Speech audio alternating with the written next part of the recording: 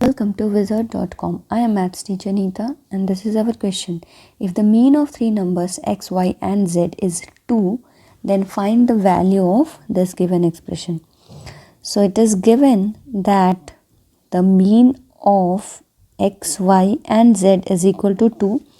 So we know that the mean of any numbers or observations is given as sum of that observations divided by the total number of observation. Here it is 3 x, y and z. So this is equal to 2. So from here we can get x plus y plus z is equal to 6. Let this be first equation. Now what we have to find out is we have to find the value of cube root of 7 to the power x plus y minus z, 7 to the power y plus z minus x and 7 to the power z plus x minus y.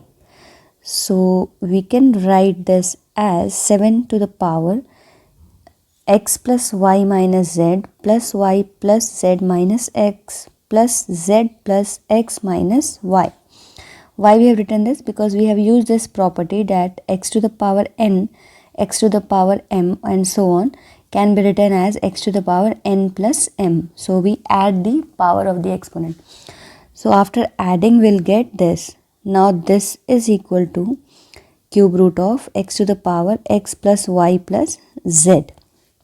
Now we know that x plus y plus z is equal to 6.